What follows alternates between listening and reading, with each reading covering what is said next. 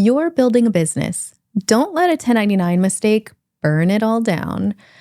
Wrong classification could cost you more than your monthly revenue. Your creative genius deserves the same precision behind the numbers. Welcome to Let's Get Fiscal, hosted by Anastasia, Maisha, and Danielle. Part of the women-led team at Coterie Tax. From smart tax moves to cash flow strategy, we decode everything it takes to run a thriving creative business so you can scale with confidence and sleep easy at night.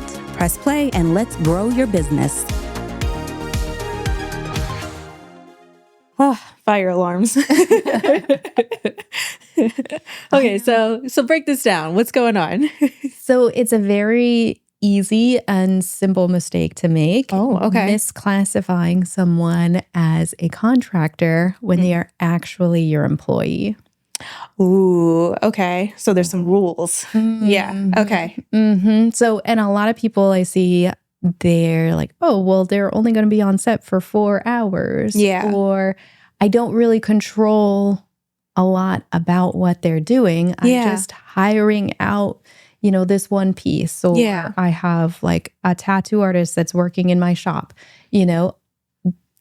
Are they really my employee? If they're able to do their own schedule and they're bringing their own clients and and some states are saying that they are indeed employees. Okay. Exactly. Okay. Or, we see a lot of interior designers when they have an assistant that's working on a project and you say, oh, but they're only working on this one project for this one client.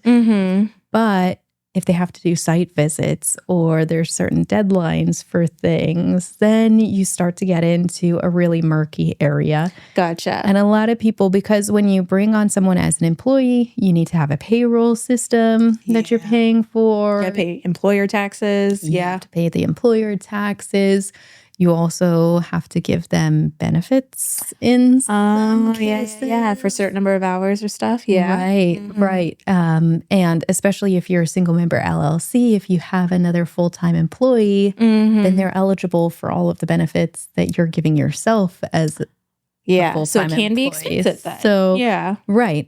So that's why having everyone as a contractor where you're just paying them a flat fee can seem like it's a really simple pathway, especially if they have a bit more control over their time and their work than you would think with a regular 9 to 5 where you're driving into an office or you're working as a barista somewhere.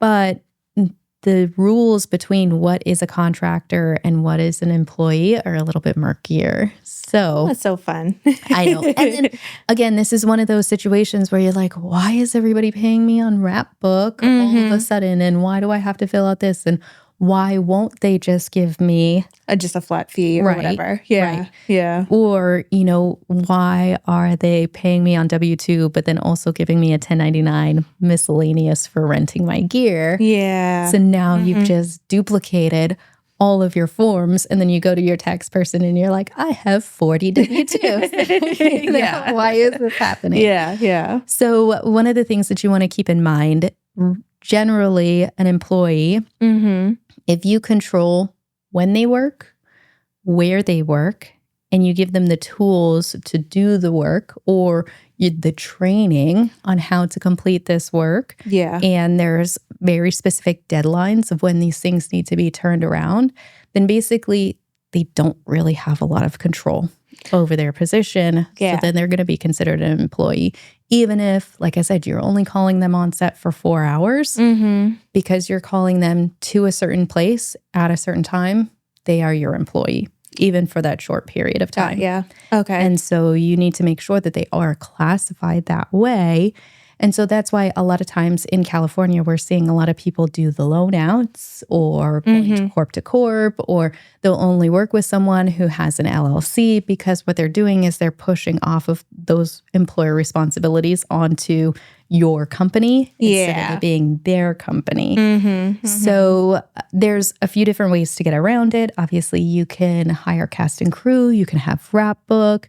Because, like I said, adding them to your primary payroll means that they're going to be eligible for the benefits that you give yourself. Okay. So there is a slight workaround of like not having to do that? Right. Okay. Because Rap Book, Cast and Crew, they're PEO. So they, or like they're the employer of record. So I got you. So Rap Book is their employee. You're not their employer. Okay. So that way you're still kind of protecting your benefit structure and it's costing you a little bit less. And then you can reserve full-time employees of your company for someone who is maybe a project manager that's across a lot of projects. You know, we have some that are doing, you know, managing different events and they're doing the events all over the country and they have that one point of contact. Yeah. And then that point of contact is then going into the city, hiring all of the crew and the talent for that event. Yep. And so that way the project manager would be on the company's actual payroll, but the talent and the crew would be going through Cast and Crew and Rap Book. Okay. And that way you don't have to worry about workers' comp. That's another one. Yep. All of those audits that come through, that all gets handled by that employer of record. Very cool.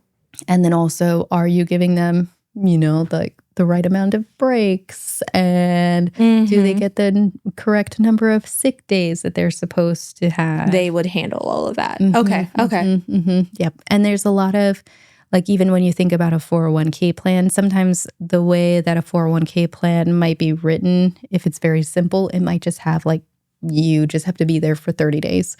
So, and it won't have a delineation between part-time and full-time. So then if you're using the same person, even only a little bit, but you keep them on your payroll for too long, then they'll automatically be eligible for those 401k benefits. Okay. Because it's just a function of time. And then also we have, even if, let's say, they're a part-time person, and again, maybe an interior designer, you're subcontracting some of the work because you know, maybe the, you know, like the drafting of the rooms, or, you know, maybe sourcing the items. You give them what the style is supposed to be, and they'll go through and they'll do the sourcing. They'll go to Crate and Barrel for you, and they'll do a lot of the purchases and legwork, but they're only working part-time doing that for you. Yeah.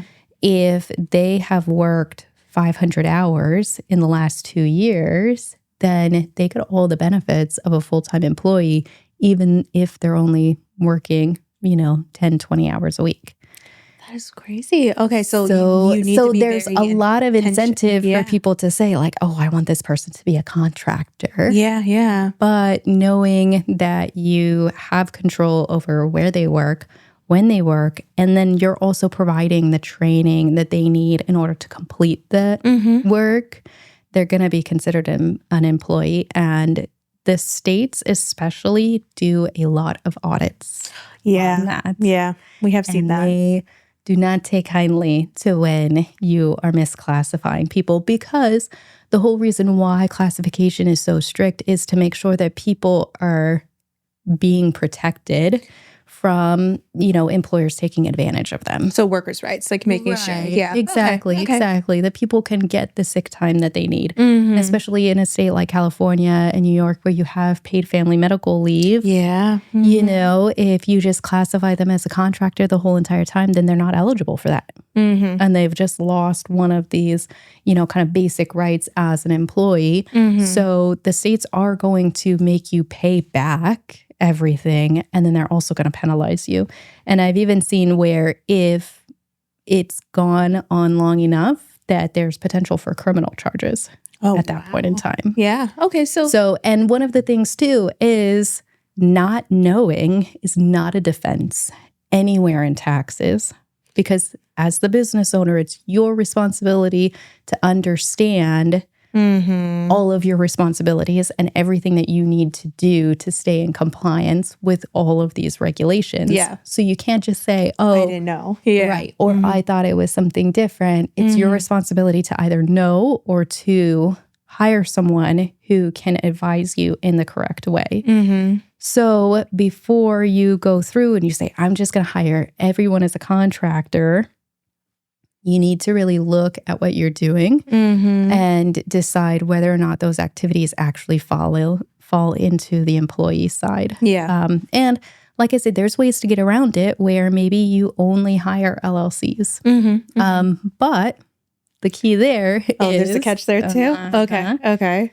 So even if you hire an LLC, you have to be able to show the state, especially as the state of California, they want to know that you are not the primary employer or the primary client for this LLC. Okay. So if someone creates an LLC just to work specifically with you, you can still be considered an employee. Still an employee. Okay. Right. So I've seen, even for a plumber, Really? California has asked us to provide a copy of the plumber's business card to prove that he's advertising to other clients. That is wild. Okay.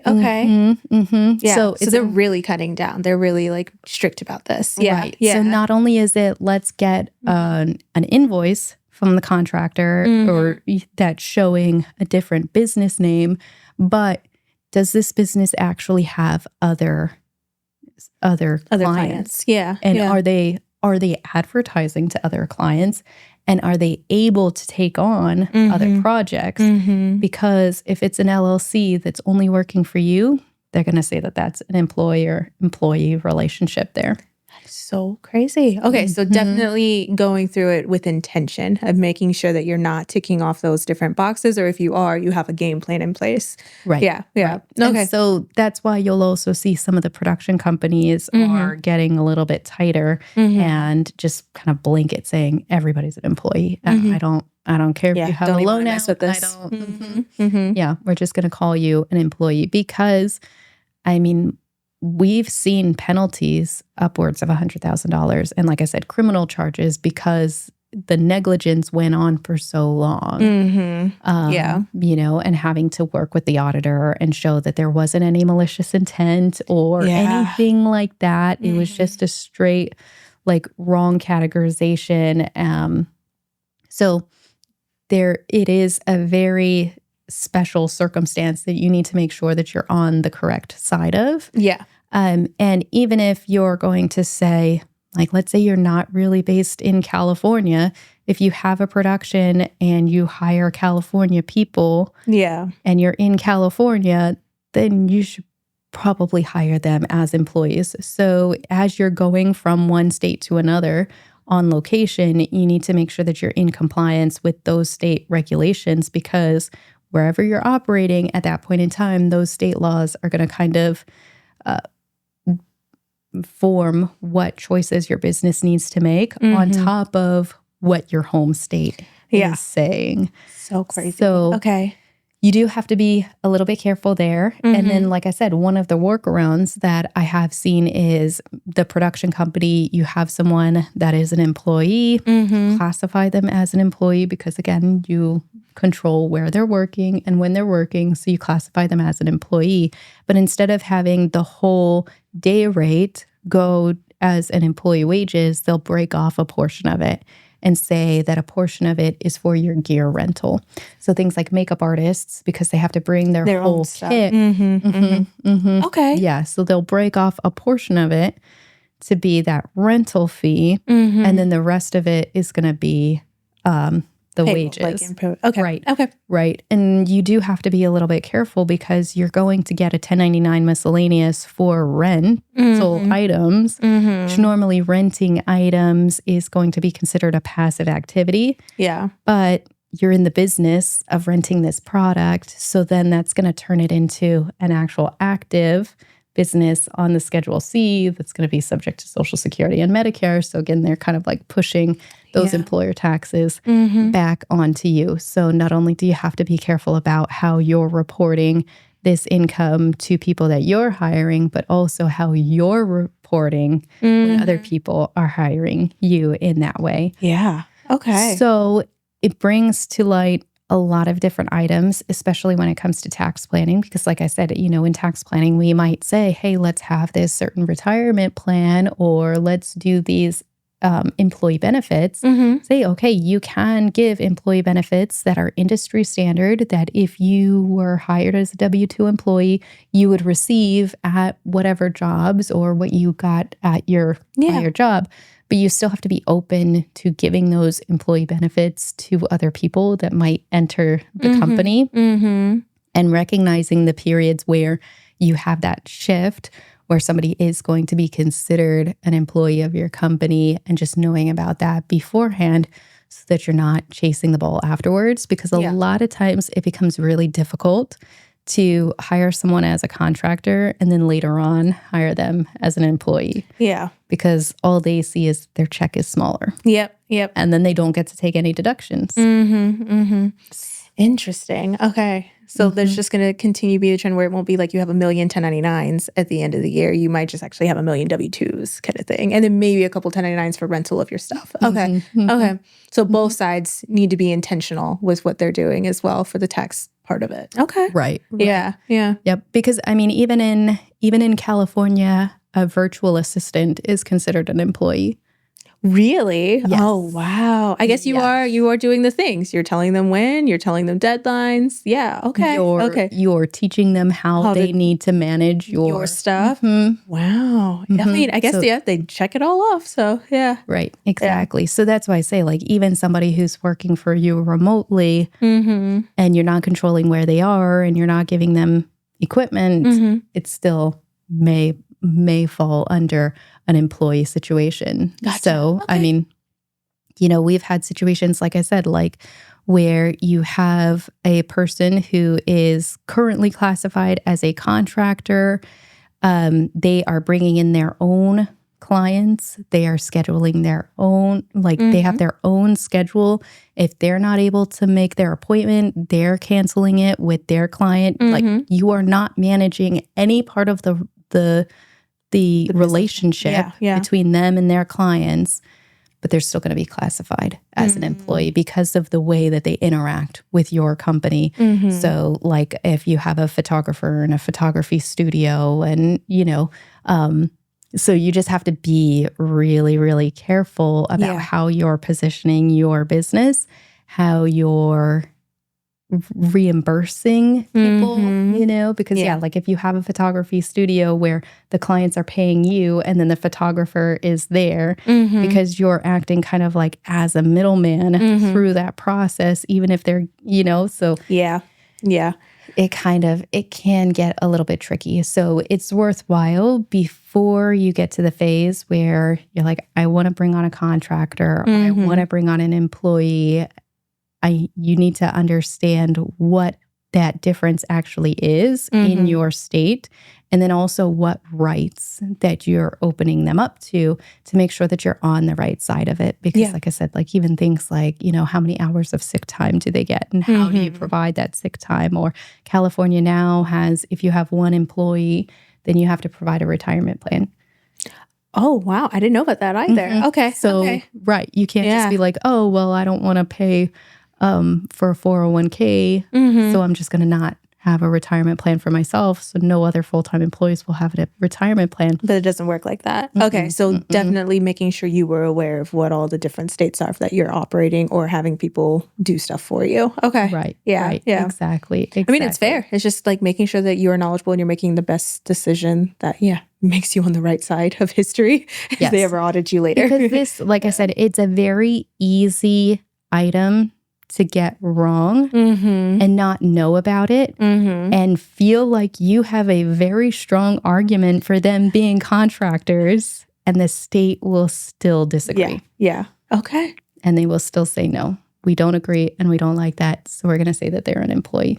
So making sure that you have an advisor that has gone through audits, that knows how the state feels about these things and can advise you. And like I said, it's all about advising. So, I mean, I can't force anybody to hire someone as an employee, but I can tell you what the benefits and what the drawbacks are, and then also what risks are associated in both methods. And then you can make the best decision for your business moving forward. Because at the end of the day, like I said, it's going to be your responsibility to make sure that you're making the best decisions for the company and saying, well, I didn't know. It's not a defensible excuse. So working with someone that can proactively reach out and say, hey, you may not know this, but I'm going to let you know. We'll save you a headache later, okay? Yeah. Exactly. Exactly. Because the last thing you want is one of those letters. And I mean, easily. Once you get that letter, it's a 10 grand bill. Yeah. minimum. It's wild. Okay. Mhm. So intention on both sides, or have someone that will tell you, like, hey, don't do that. Or you probably should do this. Yeah. Okay. So before you expand, before you hire somebody out, especially, like I said, if you're in production and you're controlling where somebody is working, you need to make sure that you're reaching out and you're aware of all of your responsibilities, because even if it's only for half a day, you may still be considered their employee and required to fulfill all of the responsibilities of as an employer. Well, that was very informative. Right. Yeah. So if you have a few more questions, especially based on your specific situation, on whether or not maybe you want to know that you're not misclassifying, or you have something that's potentially coming up and you want to make sure that you are on the right side from the very get-go, because like I said, it's harder to switch in the middle of a relationship. Yep. So if you would like that kind of peace of mind, put a comment below or reach out to us and we can jump on a call and kind of go through all of those responsibilities. Yep. Bye, guys. That's a wrap on Let's Get Fiscal. Ready to stop guessing and start saving? Click the link in the show notes. Grab your consult and let's make your business work for you, Not the other way around. You've got this.